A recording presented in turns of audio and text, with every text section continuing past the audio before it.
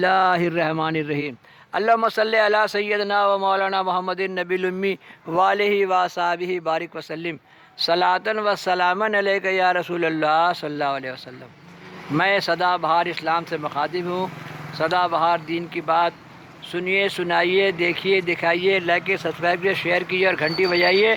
اللہم صلی علی سیدنا و مولانا محمد النبی الامی وآلہ وصحبہ بارک وسلم صلاۃ و سلاما علیک۔ ہر وقت درود شریف پڑھتے ہی رہیے، پڑھتے ہی رہیے، پڑھتے نہیں۔ اللہم صلی علی سیدنا و مولانا محمد النبی الامی وآلہ وصحبہ بارک وسلم صلاۃ و سلام۔ بہت ساری خوبصورت جو مورتیاں دکھائی دیتی ہیں وہ انبیاء علیہ السلام کی بھی شبیہ ہے۔ انبیاء علیہ السلام کی شبیہ ہے۔ یہ کہیں زمین میں دکھے تو آدمی ہنس میں، غصہ میں پاؤں سے نہیں دبائے، پاؤں سے رگڑ دے، ایسا کرتا ہم دیکھا ہے نا، ایسا نہیں کرے۔ اس لیے کہ بہت سی خوبصورت مورتیاں، ماں لوگ کی مورتی بھی ہے، اکثر مریم علیہ السلام کی مورتی، اور مورتی جو ہے بہت زمانہ سے بن رہا ہے۔ بہت ساری مورتیاں، بہت ساری تصویریں ایک دم ہو بہو صحیح بھی ہے۔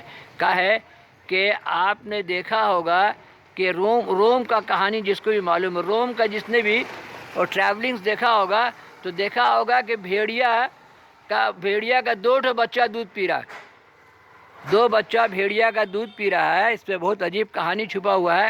تب آپ سوچئے کہ نمرود اور شداد کا زمانہ ہے۔ بھیڑیا جو بچہ کا دودھ پی رہا ہے، ایک بچہ اس میں نمرود ہے، دوسرا بچہ شداد ہے۔ اس نے بڑا دلچسپ واقعہ ہے کہ جبریل علیہ السلام سے جب اللہ نے پوچھا کہ تم کو روح قبض کرنے میں کب بہت تکلیف ہوا، کیونکہ حالانکہ فرشتے اللہ تعالیٰ کے ایک دم محکوم ہیں، وہ لوگ اللہ کے حکم سے آگے پیچھے کچھ نہیں کرتے ہیں۔ تو آپ سوچیے اللہ تعالیٰ جبریل علیہ السلام سے پوچھ رہا ہے کہ ابھی تک جو تم نے روح قبض کیا، لوگوں کے انبیاء علیہ السلام کے روح قبض کیے، کب تم کو زیادہ تکلیف آیا؟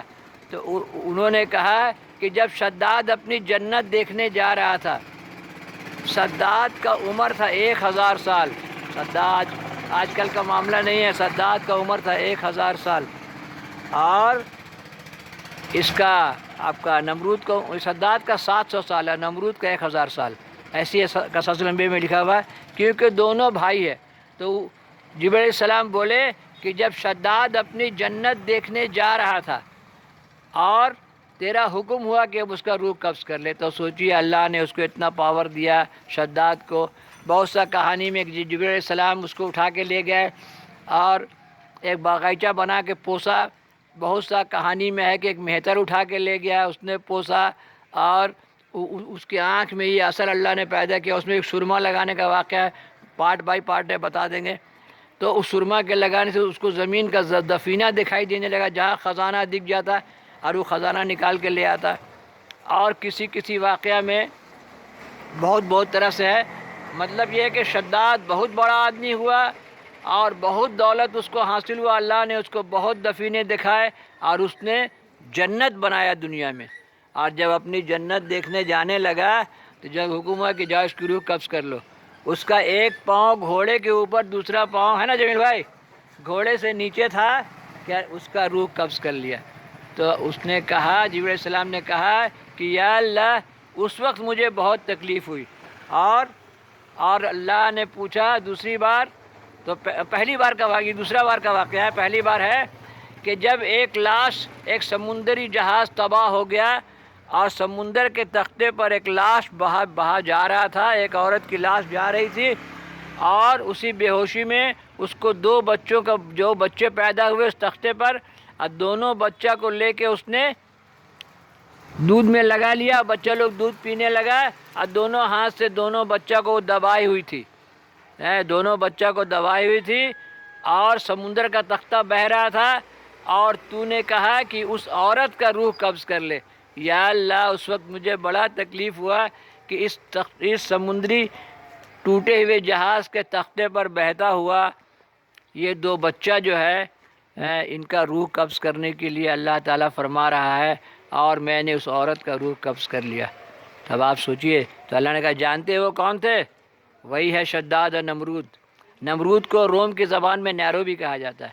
اور جو حقیقت معلوم ہوتا ہے کہ جب جب روح قبض کر، اللہ تعالیٰ کا سب حکمت ہے، بندے کے سمجھ میں آئے چاہے نہیں آئے، جب روح قبض کرنے کے لیے کہا تو لاش جب ہو جاتا ہے تو لاش کا ہاتھ جو ہے نا لاش کڑا ہو جاتا ہے. تو جو بچہ کو دبائی ہوئی تھی اگر وہ بے ہوشی میں ہاتھ کھول دیتی تو بچہ پانی میں بہہ جاتا. تو اللہ تعالیٰ کا دنیا چلانے کا انداز بہت عجیب ہے.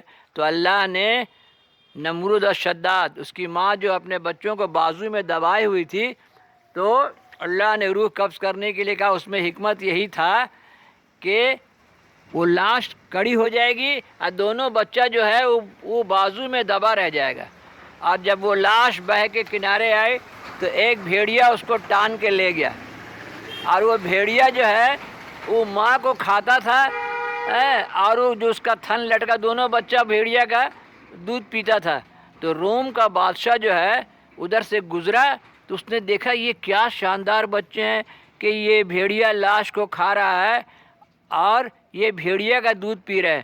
تو بادشاہ وہ لوگ جب میں نے دیکھا تو بھیڑیا بھاگ گیا. بادشاہ اور اس کا لشکر جب وہاں پہنچا تو بھیڑیا بھاگ گیا. دونوں بچوں کو لے کے آئے ہیں، وہ بادشاہ کا نام بھی ہم کو یاد نہیں آ رہا ہے، قصص الانبیاء میں دیکھ کے بتائیں گے. دونوں کو لے کے آئے اور دونوں بچہ کا پرورش کیا. ایک کا نام تھا نمرود اور ایک کا نام شداد. کا ہے ہم لوگ جو بھاشا بولتے ہیں لاطینی بھاشا میں اور روم کا بھاشا میں، پیٹرا کا بھاشا میں کچھ فرق پڑتا ہے. جیسے عیسیٰ علیہ السلام کو جیسس کہتا ہے لوگ وغیرہ وغیرہ جو بھی ہو. تو نمرود اور شداد کی ماں کا روح قبض کیا جبریل علیہ السلام نے.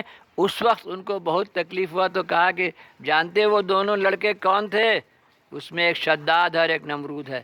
نمرود ہواؤں کا سفر کرتا تھا وہ، اور اتنا ظالم بادشاہ کہ ہم لوگ بھی پڑھا ہے تواریخ کی کتاب میں کہ پہاڑ سے ہاتھی کو گرا کے بڑا خوش ہوتا تھا.